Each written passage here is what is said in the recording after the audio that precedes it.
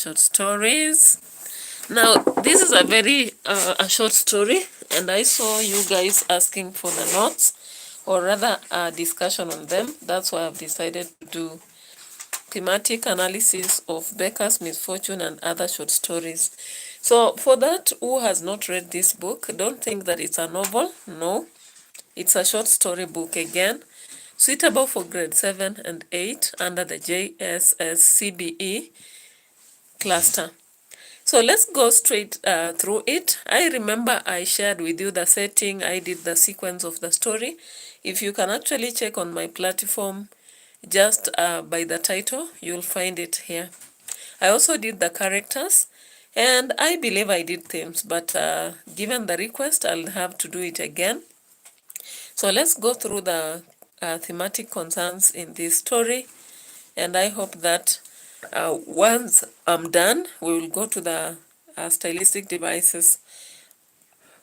I'm only remaining with Ajoa in Bridges Without Rivers, but don't worry, that will be done as fast as possible. So let's go through the themes very fast. The first one is fate. So fate is the first theme in Beca's Misfortune. Now it comes out on page 4 to 5, whereby we see that Pao leaves work and encounters a tragic accident that he does not survive. So of course the kids were waiting for him to take them back home from school. The wife was also waiting for him, only to have bad news from the KNH hospital calling her and telling her that she's expected. When she drives and goes to the hospital, she realizes that he is dead. And that becomes a tragedy for the family, because since then, everything is not well in the family. Page 5, we see that Mr. Pao is buried, and during the burial in the rural home, the family turns against the wife. Yeah, and they begin then to mistreat the two kids, especially the elder brother, Hagi. The second thematic concern is child labor or child abuse, which is very sad in this story. We check that on page 8, and we realize that Hagi takes his brother's kids after Pao has been buried, and he takes all the money, he transfers to his accounts. Then he takes these kids to Mombasa from Nairobi, or rather the rural. Instead of the kids living with the mother, you know, we understand very well the rule of Kenya is that when kids are below 18, they should stay with the mother. And of course, the mother was very much willing to stay with the kids. However, Hagi was led by greed to decide that he has to stay with the kids. And in fact, he almost shouted at Miss Pao during the funeral of the brother. Now, he said that he's there to take care of these kids. However, after taking the kids to Mombasa and having transferred all the money from the brother's account, what does he do? He claims that the school was difficult to secure, that around Mombasa there was no school. Yeah? You and me know very well that Mombasa has so many schools, including private schools. And if he had transferred money from the brother's account, he could have made it to ensure that these kids go to school. However, the kids still wait at home. Yeah, a whole term, they are still at home. They have not been taken to school at all. Yeah, 6 months later, and a whole year, we just see the kids at home, Becca and the brother, right? So when you check on page 8, you actually see that. Now, of course, if that is not child abuse, what is that? We understand very well in Kenya, education is part of the basic aspects that somebody should have. So welcome on board. I can see people coming around. Thank you. Yeah, the second illustration to prove child labor or abuse is on page 8 again. Hagi begins to send Tibe, the son of the late Mr. Pao, to small errands. Remember, those errands were to deliver small parcels. Now guess what he's delivering? Can you guess? I would wish to have somebody maybe just giving a guess in the, the comment box. Yeah, so the boy is sent every time on small errands to just deliver small parcels to to people that he does not know and in different places, So can I have a guess about that? Of course, if you guessed right, he was being told to deliver drugs, Yeah, for those who have been in coast, you understand this is a very common booming business at the coast. Yeah, I've seen students from schools carrying bags, but only to be selling drugs around, yeah, delivering to different places and such. So, it's of course, this is child abuse. When a child is sent to sell drugs around, if not child abuse, what is that? Now, let's get to page 8 again. We realize that as Hagi is sending Tibe on errands, he also prevents this child from talking to the mother. Can you imagine that? Miss Pao has a phone. She's much of willing to talk to the kids. She's missing the kids, but she cannot get that privilege. Why? Mr. Hagi and family prevent Tibe and Becca from communicating to the mother, and in fact, they keep saying that they have gone to school. At some point, they even tell the kids that the mother has no phone, and then they tell the mother that the kids are in boarding school. When in reality, you read this story, Kibe and Becca have been turned into house workers for Hagi. Now, when you check on page 8, in 1 year, Becca is turned to a house help, just as Tibe is also turned to an errand boy. Yeah, within Mombasa, he was seen by everybody going around with parcels, which we know very well these were drugs. When we check on page 9, Becca conducted all house chores, such as cooking. He could wash dishes, he could do laundry, clean the house, among many other chores. Now, if she was the only kid, we would understand. However, in the story, we are told that Hagi had his own kids also, and they could just sit as bosses while Becca is doing all these chores. Can you imagine? And she would be the last to eat, She would be the last to eat, sometimes eating the remnants. Yeah, so again, when you check on page 9, you realize that Becca and the brother, that is Tibe, were the last to eat the remains from the family. This is child abuse, right? A child has a right to food wherever they stay. So if Hagi took them and said he could take care of them, remember, if you read the story, you realize that Hagi was very harsh during the burial of the brother, indicating that he needed to stay with these kids because they are the brother's kids and he has all the rights. And he was quarreling Miss Pao, saying that Miss Pao has no respect for the family if she's claiming she'll take care of the kids. Now, the intention here was just to make sure that the money that the brother has left is transferred to his bank account. And of course, it is. So, once we've had an interference there, but let's proceed. That was a prayer reminder. So, let's proceed to another illustration here. Sorry, guys. So, we see that the two kids could sleep hungry, right? Yeah, and on the other hand, they were being made to work like donkeys, literally. So guys, pray that sometimes when you have kids, you have good people in the family who can take care of them. If not, then pray that you don't die before they are adult enough. Because when you look at this story, you can actually literally cry literally. Because the terrible moments that Becca and Tibe go through can make you pour some tears if you are real human. Yeah, so that is page 9. Again, in the same story, the two kids slept and woke up very early, So they woke up very late and they had to...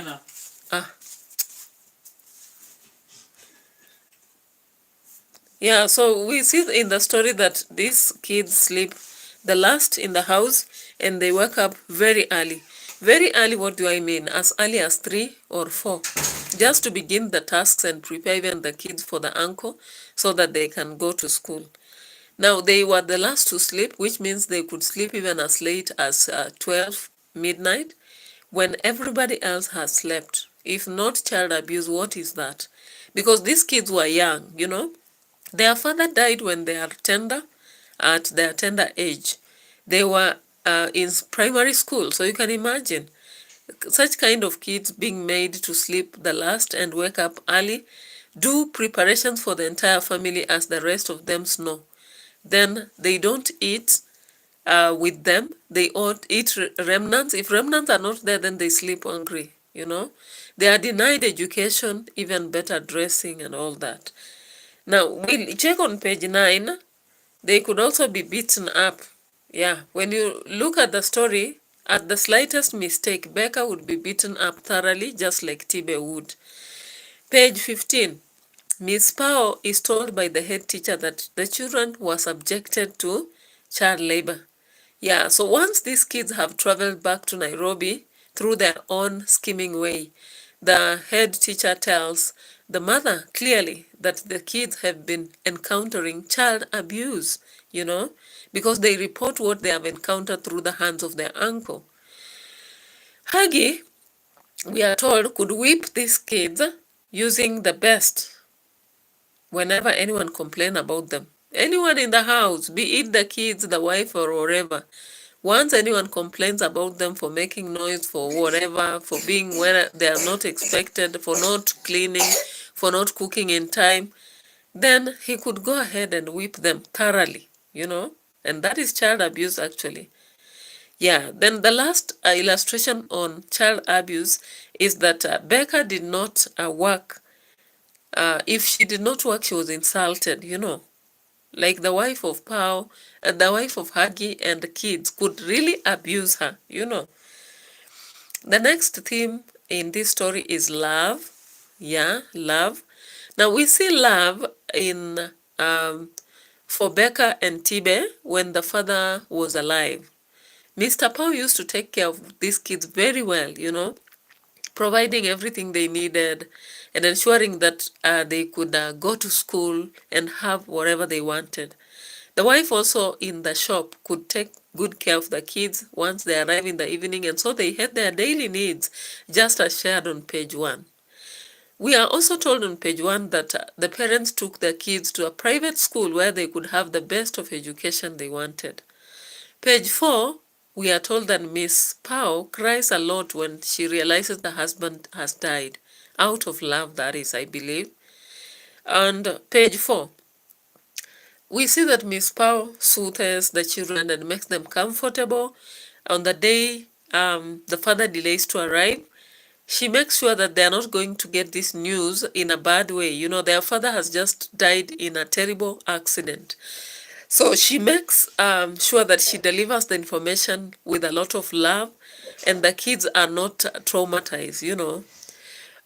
Between page 9 and 10, we see that Becca sings a song to show that there was a lot of love when the father was still existing.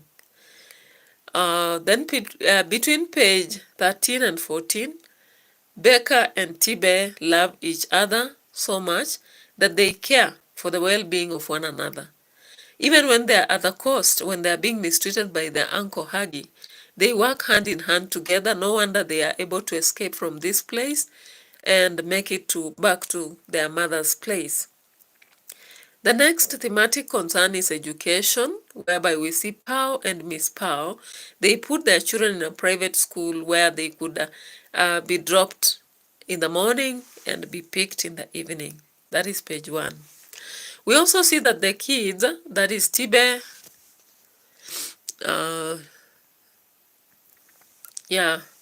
we see that Tibe and Becca, they did very well in school, such that they were picked to be governors, right? So as a result of being in school, the school establishes them as good in leadership, and they are picked to be governors. When the father dies, that is Mr. Pao, the mother wants to go back and with the children, and she explains clearly why she wants that to happen. She believed that education in the schools where the kids were was the best for them. So she decides to share this thought. And Hagi, The brother to Pao, on the other hand, insists that he would still take them to school in Mombasa. And of course, he goes with them to Mombasa. However, unfortunately, it does not take them to school. So we are seeing the aspect of kids missing education here, while Hagi's kids are going through school. We see the theme of unity. Unity comes on page 13, when Beka and Tibe were so much into each other, they could confide in each other, that Tibe had told even Beka. Yeah, so disconnection, let's proceed into a discussion on unity. We had given the first illustration showing how Beka and Tibe confided into each other as they were living at the uncle's place and even decided that they should leave. We also see them escaping from the place, the uncle's place, early one morning, as shown on page 14. The theme of selfishness and greed comes out quite clearly. Yeah. So selfishness and greed happens when Hagi claims that as the eldest member of the family, he is entitled to handle the estates that the brother left. You know, how can you claim that you have the power to take charge of the estates that your brother left when the brother has a wife and kids? Yeah. Now, he also wants that Miss Pao should give him all the money and any other property that he left. You know, he begins to claim that Miss Pao wants to hide all that property and she's the killer of the brother, you know. He even asks for the car and says that he will educate the children of his brother. But when he takes them, finally, after the money has been transferred to him, what does he do? He stays with the children in the house and makes them maids and mistreats them, making them not even eat enough, as he uses that money to boost his drug business, just as shared on page 6 to 7. The other sort of selfishness is shown when Tibe overhears two men, you know, the ones he delivers small parcels to, one day, discussing that Hagi has now been able to boost his business since the brother died. That since he took the money from the late brother and reinvested into his drug business, he's now doing very well. He's able to feed his family and enjoy the best of life. He will be a millionaire very soon. Yeah? Unfortunately, he does not remember to take the kids of the brother to school. He does not even care how they survive. He only makes them to deliver drugs and enriches himself, you know. Like that day when Tibe and Beka ran away to Nairobi, the uncle and the entire family had gone to have a luncheon in a hotel, a cozy hotel for that matter. Now, the other theme is drug peddling and trafficking, as shown in this story. Tibe is given small parcels to take to different people at different places. Most of the places are abandoned. Yeah. On page 11, one day we are told that when uncle had sent him to deliver the parcel, a man he had delivered a parcel to comments that the young boy is being used in what he does not know. And he's being used because it's a good way of evading the police. Can you imagine that? Yeah, so Tibe is being used single-handedly to deliver drugs to different men in 8 months, hence making his uncle a millionaire. Check that on page 12. Again, if you check on page 11, you will realize that Tibe sees this man removing a transparent packet and then checking for a white substance. Hence, he realizes that he has been used in peddling of drugs for a lot of time. On page 13, Tibe tells Beka that he has been used in unknowingly in selling drugs and he wants to quit so that they run to Nairobi. The second last theme is pretense and sycophancy. Hagi, the elder brother to Pao, pretends during the family meeting at home after his burial that he will help and he's ready to take care of the brother's young family.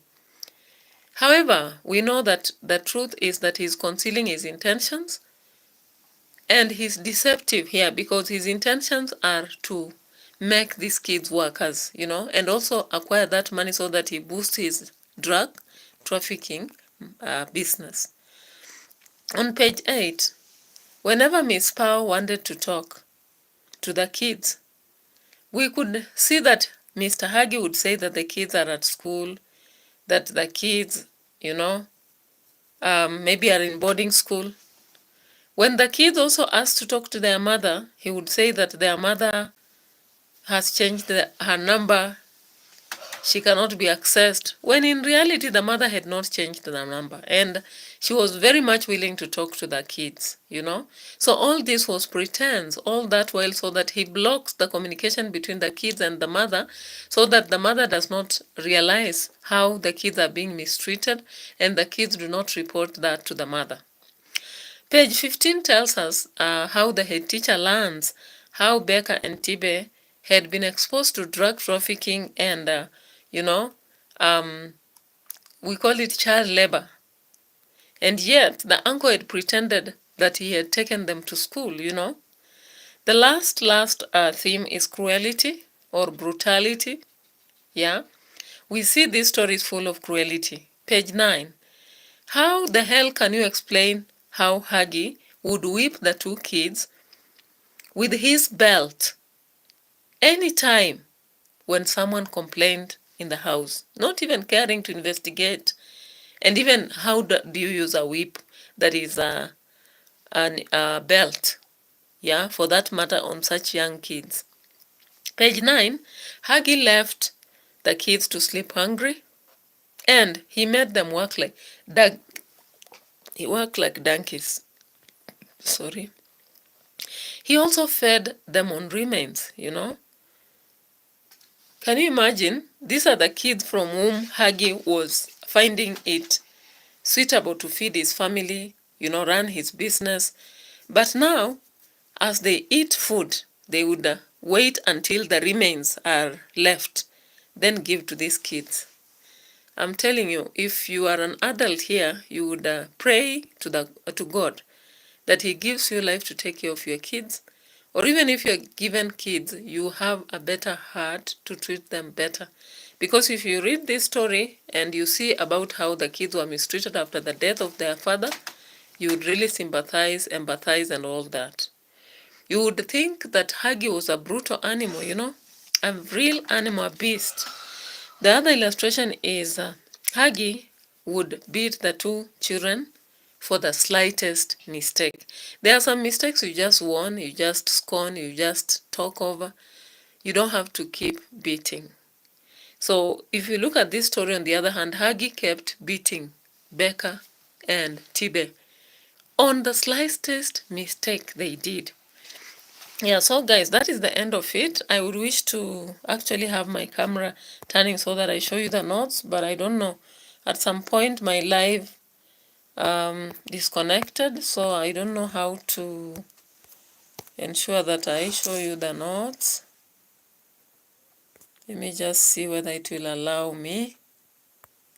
Let me see whether it will allow me to show you the notes before we close the chapter. Thank you for those who came on board. However, you didn't chat. It's always good to chat so that somebody knows the clients, or rather the audience, who are on board. Yeah, so let's just see. I want to ensure that it shows. I would actually wish that it shows the notes, because when I show from the front, sometimes it's never clear and people keep complaining. But it seems that is the only option we have here. It may not be as clear as I want it to be, but try and see what you will capture here. From the first theme, I don't know how I should expand this. Maybe I expand this here.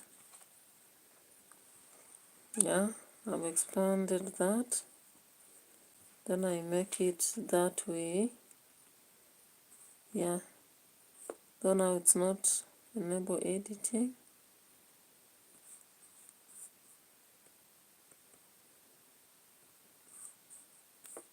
Is it too big? Maybe at that. Maybe. Let me just see how I can show you better. Let me get to that story first. Yeah, then I'll show you the notes. I hope they'll be of help during your own revision time or when you're studying. However, we have the guidebooks to this, and I always encourage you to order, because once you order one book, you'll get every other storybook, or rather analysis for grade 7, 8, for any book that they are taking. Instead of now showing the little notes here, again you see the rest and all that. But anyway, for now, let me just show you those notes, and maybe I hope they'll be helpful for you as you plan to make an order of your own guidebooks which I've written on the same.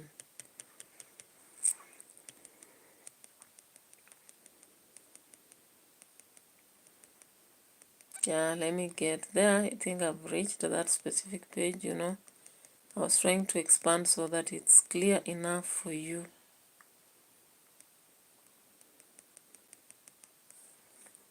A bit, so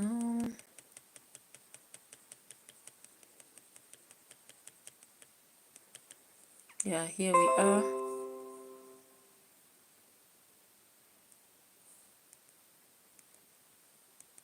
Here we are.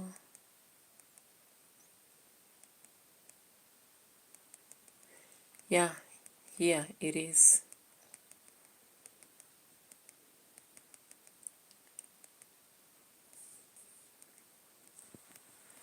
So let me show.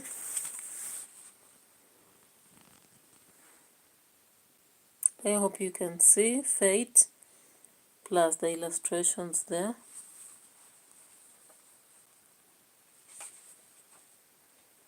Then we have child abuse.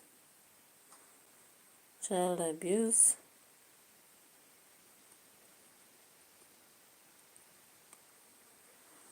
I really don't see how it's quite clear, but if you really need the notes, I think the ordering of the book can really help.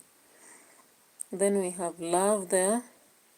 We have education, we have unity, selfishness, drug abuse, then finally pretense. Yeah. So because I could not turn my camera on the live, sometimes it happens, and I don't know how to make sure that I readjust. It is not allowing me to do that.